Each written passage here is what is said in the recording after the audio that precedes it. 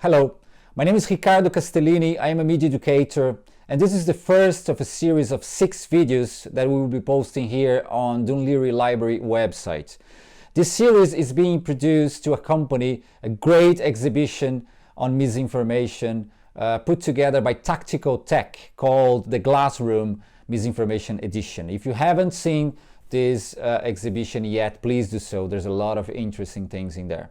Starting today, we're going to run this series for 6 weeks, and every Monday a new video will be uploaded to the website. We're also going to have webinars and workshops on many different topics related to media literacy. So please check the library's website for more information on that. The videos will be short, and they have been organized in a kind of a pedagogical sequence so that the content you watch in one video will lead to the topic of the next one.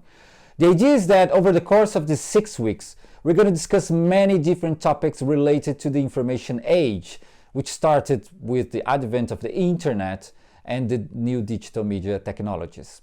I will talk about how we deal with information on a daily basis, the way we absorb this information and turn it into knowledge or not, our psychological traits that affect our relationship with the objective world, such as our confirmation bias, for example. I'm going to provide information about how the internet and the digital platforms are organized and how they operate, and how this affects you and the society where you live.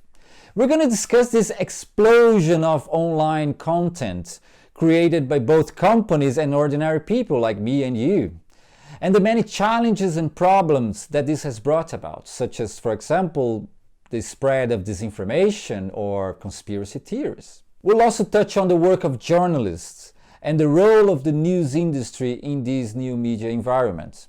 And of course, we're going to talk about the disinformation age and how the creation and spread of fake news are affecting people, companies and governments all over the world. Today, I'll give a brief introduction to what's coming next.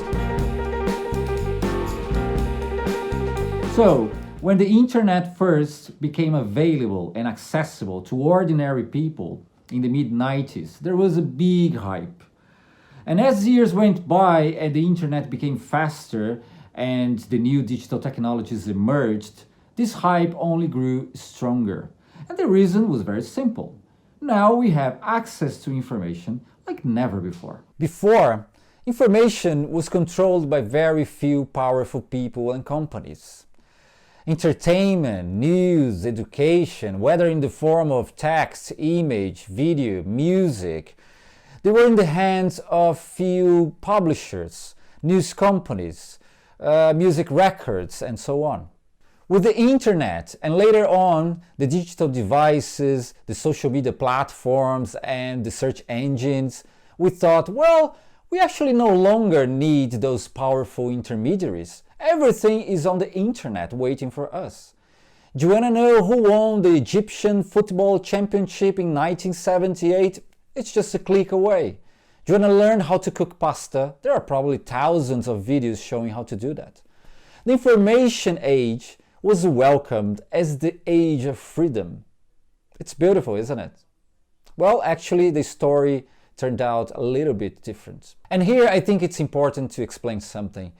It's absolutely undeniable that this digital revolution brought many benefits to our societies, and I could spend hours here talking about all of them. From communications to work, to education, to entertainment, there have been many improvements to our lives. However, as you are probably aware by now, in this series, the focus will not be on the benefits, but actually on the many challenges that these technologies have brought to us. So back to the information age, the internet and the new digital media technologies, they gave us this feeling that we had more freedom to access information online and that we were in control of this process. You probably have come across someone in your life who said something to you and then you asked, where did you get this information from? And the person replied, on the internet. Well, but what is the internet? Well, the internet is not like a magical place where you go and you get pure information about everything in the world. You know, it's not like an oracle that you go and you ask for information and it's going to give you the perfect information that you are asking for. It's nothing like that. Or when someone answers, well, I got this information on Google. Again, Google is a company. It is a search engine that operates in certain ways, following certain rules, according to certain guidelines. My point here is that every single information or data or news you come across on the internet has been produced, organized, handled, and worked on by someone. It is not just sitting there. And the crucial question is, who is this someone? Is it a person? Is it a company? What's the source? Why is this information there?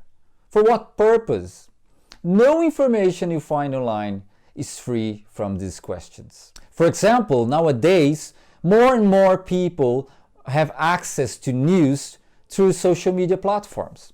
In Ireland, according to a very recent report, almost half of young adults use social media as their main source of news. And this is a trend all over the world, not only in Ireland. Many people are accessing news through social media platforms, especially Facebook. Now, Facebook is not simply a depository of information or a platform for delivering content. It's much more than that. Facebook is a cultural form. The content you see on Facebook is shaped by the way the platform is structured. Likewise, the way we consume this content is also shaped and determined by the way this platform is structured. Again, it's not only technology, it's much more than that. And this is valid for Twitter, Instagram, and all other social media platforms. These platforms, they may not create the content, but they certainly shape the content in very particular ways. And I think I don't need to say here how powerful those tech companies are. So the story that the internet provided us with more freedom of choice and took the power off the hands of big media conglomerates, which used to determine what we could watch and see and read and listen to, and gave this power to us. Is that so? Or maybe we could say that this power only shifted hands from old-fashioned big media companies to modern tech companies, which are also media companies. But of course that we can say that the internet gave some power to us. Of course it did. And you know why? Because now we are not only consumers of information, we are also producers. And this is one of the biggest change that this technological revolution brought about. Any person with a basic smartphone and a fair internet connection can produce content and share it online. Like me, right? I'm using a very basic equipment here, and I'm producing content that will be uploaded to a website and will be watched by millions and millions of people. And this is good, right? Well, again, there's a good side of it. For example, we could argue that now the production of content is much more democratic. Me, you, your neighbors, your family members, we are all media producers potentially. And this is good. There's a lot of interesting content out there that is being produced by ordinary people like me and you. More and more people have been able to express their ideas and thoughts, to show their work, to share their experiences and so on. And we all have benefited from this in one way or the other. However, the fact that it has been increasingly easy to create and share digital content online also brings a lot of problems. Freedom is certainly something really good, but it's not always easy to handle. There's a lot of bad digital content out there. There's a lot of misleading and inaccurate information, a lot of fake stories, a lot of alternative narratives that are not backed up by science or scholars of any field, a lot of lies, of prejudice, of hate, of manipulation. And all of that because now we have more freedom to both produce and consume digital content. It sounds like a paradox, doesn't it? This freedom means that now it's a lot easier for us to share our beautiful experiences with our friends.